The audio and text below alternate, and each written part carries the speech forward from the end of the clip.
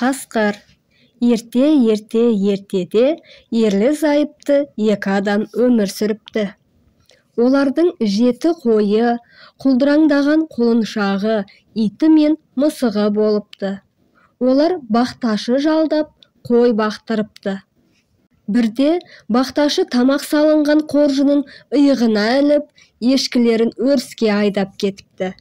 Қайдан келгені белгісіз бір қасқырға тап болыпты.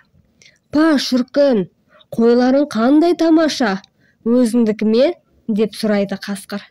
«Өзімдікі» деп жауап береді бақташы.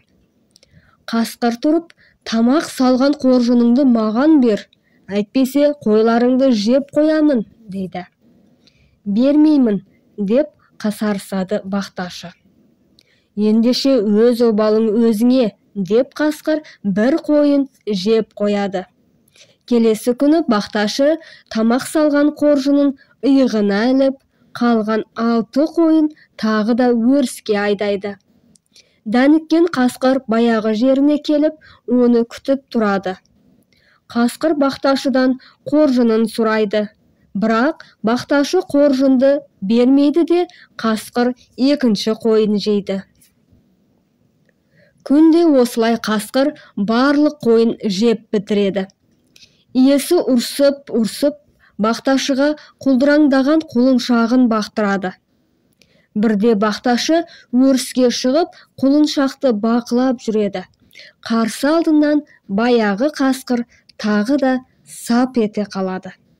«Ей бақташы, қоржыныңды маған бер, әйтпесе сенің құлыныңды жеймін» дейді қасқыр.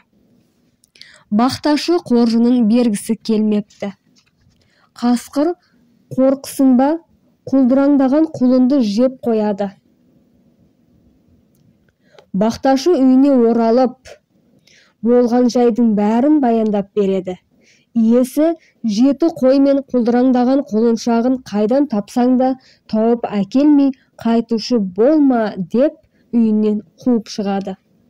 Амал нешік? Бақташы қасқыр жеп қойған қойлар мен құлынды тапсын таппасын әйтеуір жолға шығады. Сол бетімен келе жатады.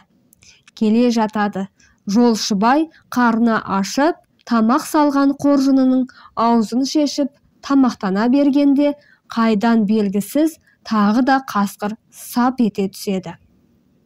«Ей бақташы, қоржыныңды маған бер, әйтпесе өзіңді жеймін» дейді қасқыр.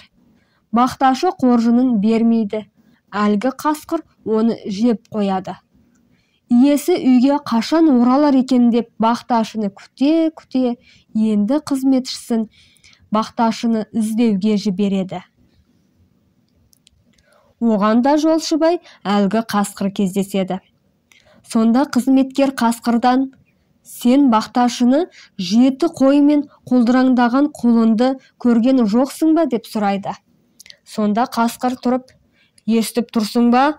Менің ішім бұлқан-талқан болып гүрілдеп жатыр. Олар осында, сағанда орын табылады» дейді. Сол сәтте оны бас салып жеп қояды. Иелері қызметкерлерін әрі күтеді, бері күтеді, келмейді.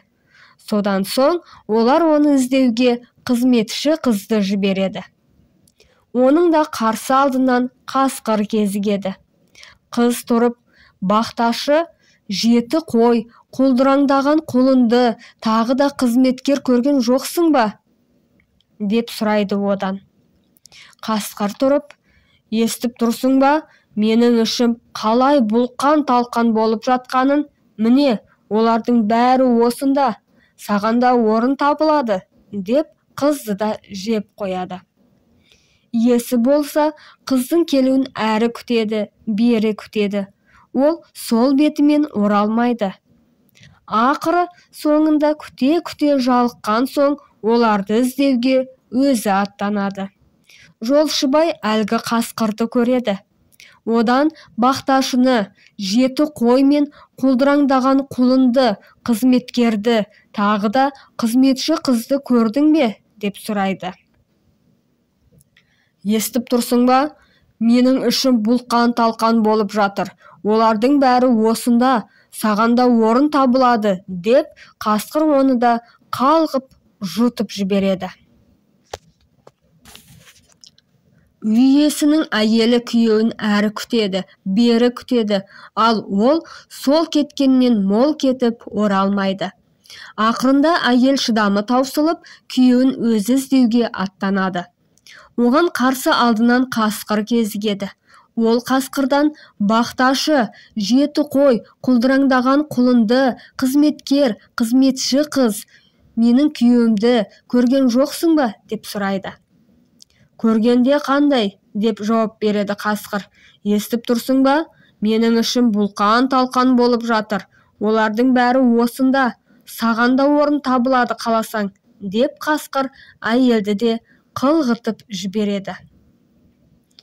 Үйде жалғыз отырып, иелерін күте-күте, иті де жалығып, оларды іздеуге жолға шығады.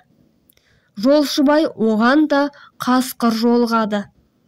Ит қасқырдан: «Бақташы, жеті қой, құлдыраңдаған құлынды, қызметкер, қызметші қыз, ерлі-зайыпты үй иелерін көрдің бе?» деп сұрайды. Сонда қасқыр: «Берірек келіп тыңдашы. Менің ішім бұлқан-талқан болып жатыр. Олардың бәрі осында, ол жерде саған да орын табылады», деп итті де қылғытып жұтып жібереді. Үйде мысықтан басқа ешкім қалмайды. Ол да үйде жападан жалғыз отыра жалығады. Сөйтіп, ол да жоғалғандардың бәрін іздеуге жолға шығады. Қарсы алдынан қасқыр кезігеді.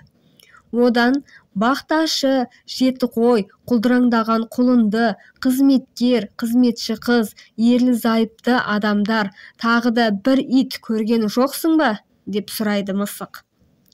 «Қалайша көрмейін?»